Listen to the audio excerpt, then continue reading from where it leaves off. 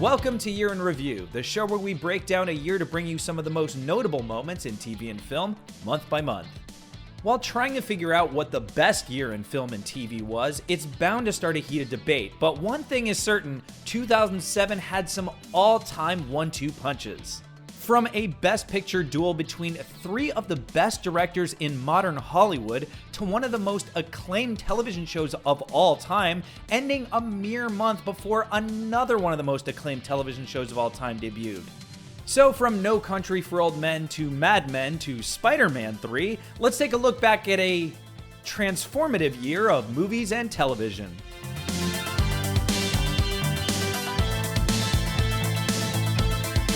While most of the January box office was dominated by the Christmas release of Night at the Museum, January 2007 saw Dreamgirls actor Eddie Murphy and Jennifer Hudson cleaning up the Supporting Actor and Actress Awards, including wins from the Screen Actors Guild and the Golden Globes.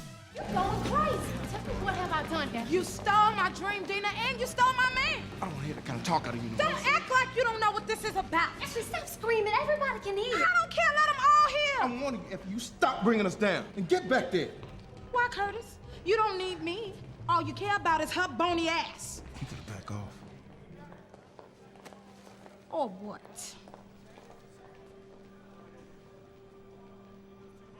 I didn't think so.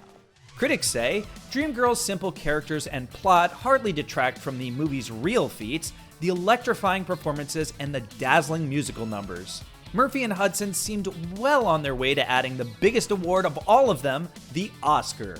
And while Hudson did win the Best Supporting Actress, many say that a new Eddie Murphy movie in February 2007 is what scared the Academy away. Oh. Mary, Mother of God! While Dreamgirls received 8 Oscar nominations, Norbit received 8 Razzie nominations, and unfortunately for Murphy, he won the Razzie instead. Thank you so much.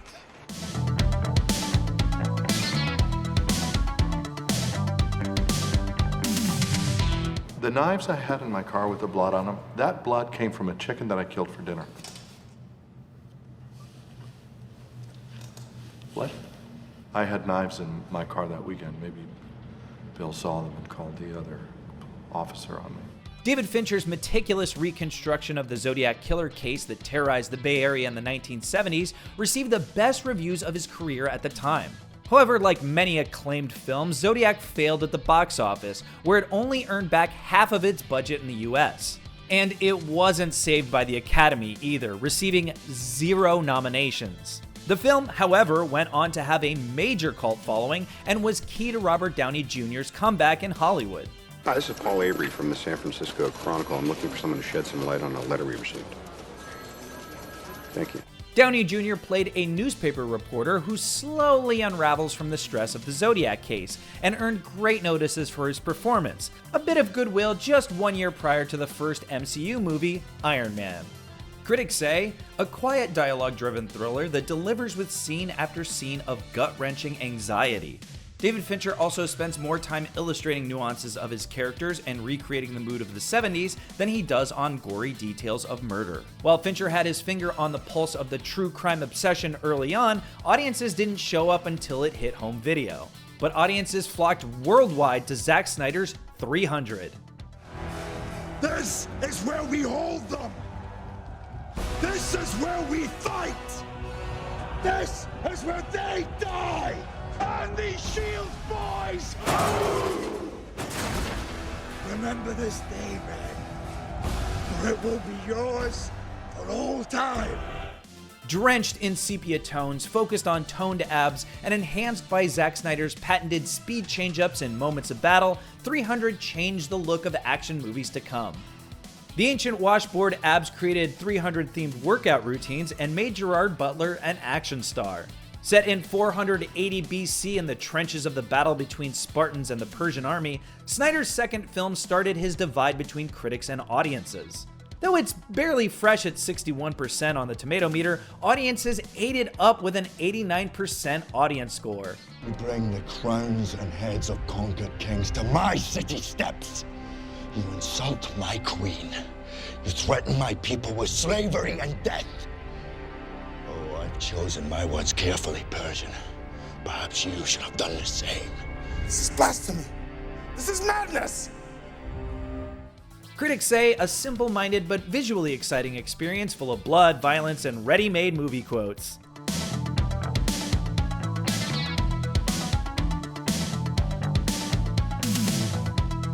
From abs to a machine gun leg, Robert Rodriguez and Quentin Tarantino collaborated on a unique project that was released as a double feature.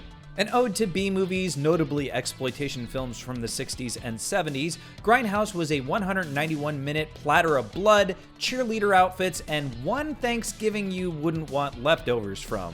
Rodriguez's film Planet Terror featured go-go dancing and chemical warfare. Tarantino's Death Proof followed a sadistic stuntman who stalks young women but meets his match on the Tennessee backroads. Eli Roth, Edgar Wright, and Rob Zombie all contributed fake trailers for intermissions, but it was Rodriguez's fake movie trailer for Machete that went on to become a movie franchise.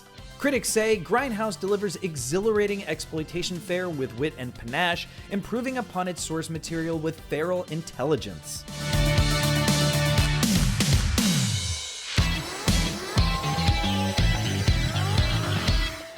You okay? Yeah, I'm fine. Thank you. Hey, Spidey, hold on. Bugle needs a photo. Thank God you're okay. Daddy! Hey, I'm the new guy. New guy? You okay? Now on, I am going to be taking shots of you for the Bugle. So, smile. The first two films in Sam Raimi's Spider-Man trilogy are still two of the most beloved and acclaimed comic book movies of all time. 2002's Spider-Man outgrossed both a Star Wars prequel and a Harry Potter sequel by more than $100 million at the domestic box office, proving there might be more space for comic book movies than Batman alone. 2004's Spider-Man 2 earned the best reviews of Raimi's career, both from critics and audiences, with a 93% and an 82% split. While Spider-Man 3 did become the highest-grossing film of 2007 in the US, there was a fallout between Raimi and the producers over the character additions of Venom and Gwen Stacy. Critics and fans alike found that the action was bogged down by the number of villains.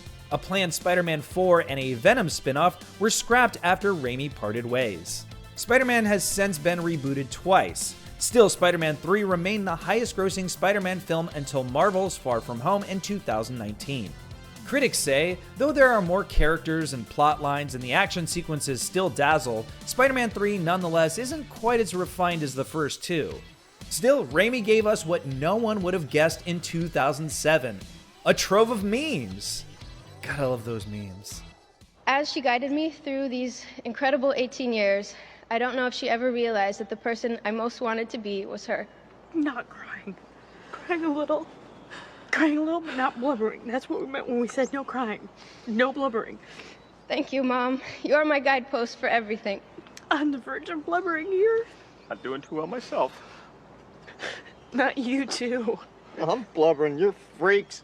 From its debut in the fall of 2000 through its end in the spring of 2007, Gilmore Girls was acclaimed for the witty banter between mother and daughters. Due to the uncertainty in the direction of the CW after its first year, after the WB and UPN merger, writer David S. Rosenthal decided to end the 7th season on a graceful note that could serve as a goodbye to the characters, but wasn't so drastic that the show couldn't easily continue if renewed. Ultimately, scheduling itself for both Lauren Graham and Alexis Bledel kept the show from being renewed. But its renewed popularity on Netflix years later eventually led to a 4-episode revival, with show creator Amy Sherman Palladino, Graham, and Bledel completing their character arcs in 2015 on Netflix.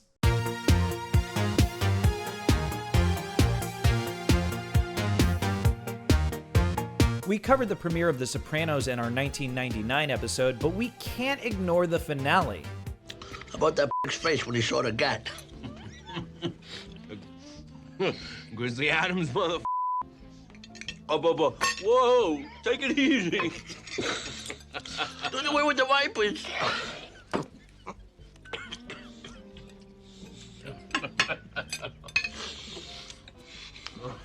The Sopranos ended their reign over premium cable with a divisive fade to black on June 10, 2007. While it wasn't clear what happened to Tony Soprano in the final moments of the show, and creator David Chase wants everyone to stop asking him about it, what remained clear long after the show ended is how much The Sopranos changed television forever. The show defined HBO and cable television as the destination for prestigious original programming, made James Gandolfini one of the most popular character actors of the decade, and reignited an interest in mob tales. At the end of its legendary run, the show won 21 Emmy Awards from its 111 total nominations. The show was nominated for Outstanding Drama Series 7 times every year it was eligible. It won the top prize in 2004 and for its season finale in 2007. Linguini? We gotta communicate. I can't be constantly checking for a yes or no handshake from a rat. The rat! I saw it! Rat? Yes, a rat right next to you. What are you doing in here? I'm just familiarizing myself with, the vegetables and such. Get out. Ratatouille was Pixar's 2007 release during a highly creative decade for the animation studio. Following their first sequel in 1999, Toy Story 2, the 2000s introduced all original films from Monsters, Inc. through Up. The studio would release 7 sequels in the aughts. Brad Bird's follow-up to The Incredibles concerned a great chef in Paris, a chef who happens to be a rat. It won the Oscar for Best Animated Feature and subsequently was included on the BBC's list of the top 100 films of the 21st century. With a critic score of 96%, it comes in at number 10 on the Rotten Tomatoes ranking of Pixar movies. Critics say, fast-paced and stunningly animated, Ratatouille adds another delightfully entertaining entry and a rather unlikely hero to the Pixar canon.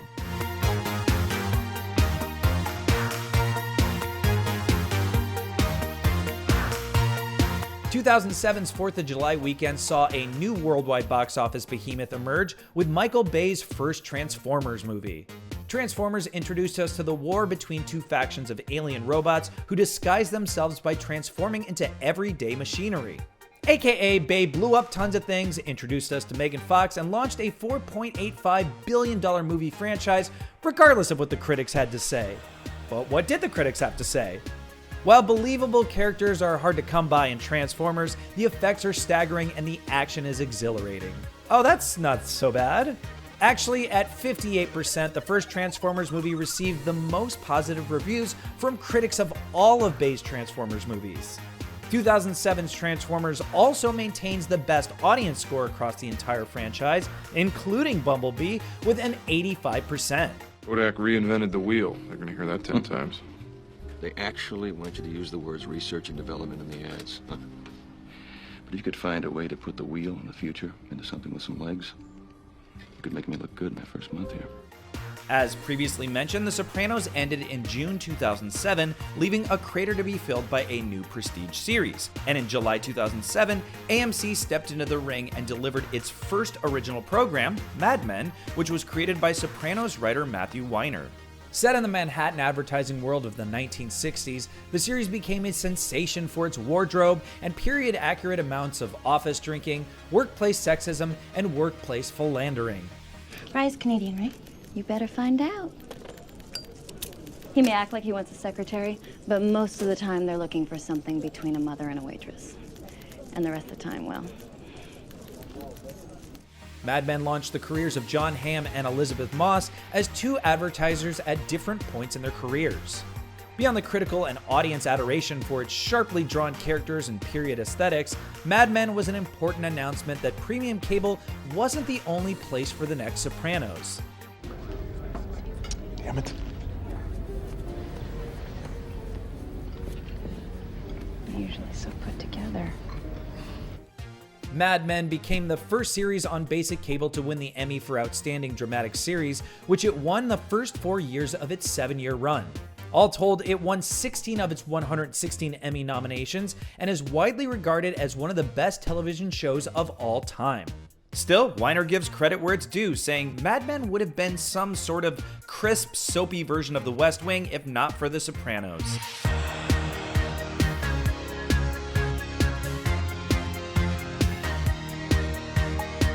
Seth Rogen had a major 2007 with his starring role in Knocked Up, releasing in June, but we're choosing to highlight the iconic coming-of-age comedy that he co-wrote with Evan Goldberg, Superbad. I love you. I'm not even embarrassed to say it. I love you. I'm not embarrassed. Love you. I love you. It's like, why don't we say that every day? Why can't we say it more often? I just love you. I just want to go to the rooftops and scream, I love my best friend, Evan. Michael Cera and Jonah Hill are best buddy stand-ins for Evan and Seth, even carrying the same names. The One Crazy Night comedy chronicles the immense obstacles to get beer for a party to impress their crushes and perhaps lose their virginity. Rogen stars as a sympathetic fight for your right to party police officer. Though there are many memorable lines strewn throughout, none might be more lasting than a simple line read of a fake ID. This guy's either gonna think, here's another kid with a fake ID, or here's McLovin, the 25-year-old Hawaiian organ donor. Okay, so what's it gonna be? I am McLovin. Critics say, deftly balancing vulgarity and sincerity while placing its protagonists in excessive situations, Superbad is an authentic take on friendship and the overarching awkwardness of the high school experience.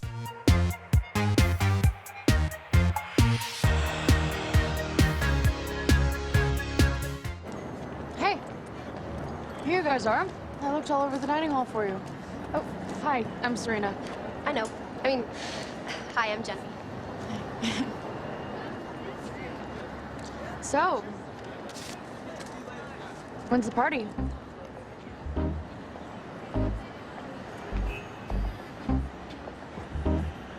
Saturday.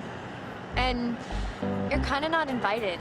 From suburban bad boys to an uptown Manhattan it girl.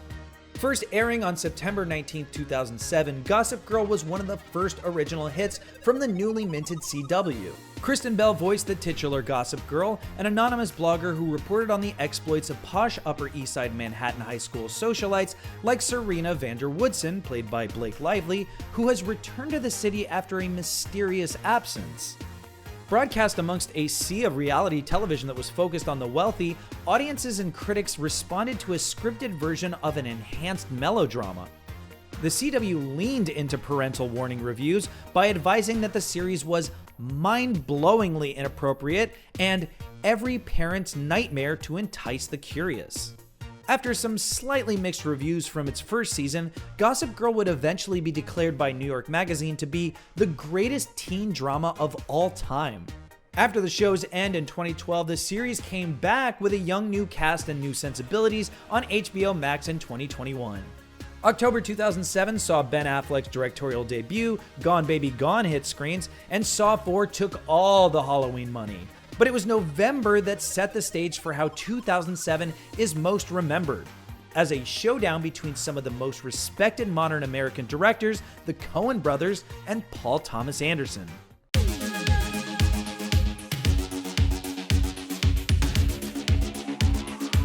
But first, a shout out to workaholic Ridley Scott. In November 2007, Scott released one of his most popular modern movies, American Gangster.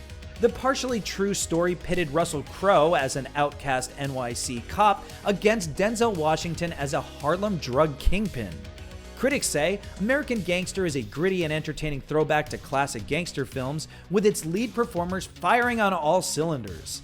I was talking to my lawyers. They said something to me. I can't believe it. Did you really find $1 million in the trunk of a car and turn it in? Did you do that? You did that for real, huh? My man, good for you. The megawatt star power of Washington and Crowe generated $270 million worldwide, and in a supporting role, earned the iconic Ruby Dee her only Oscar nomination. It's the same tire tread coming back as going, made about the same time, too. You can see the sipes real clear.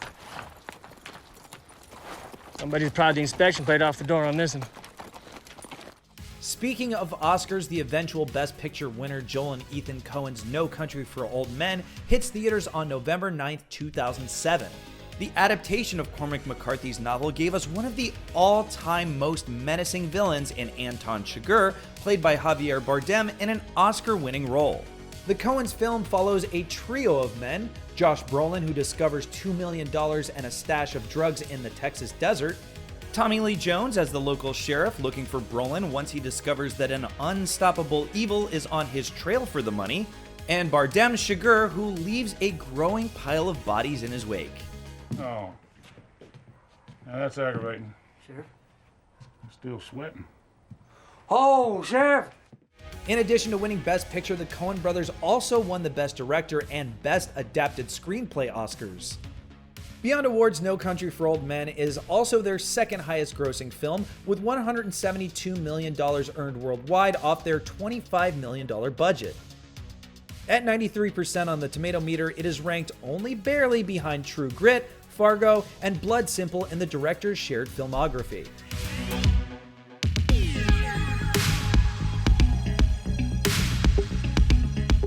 Should have seen this coming.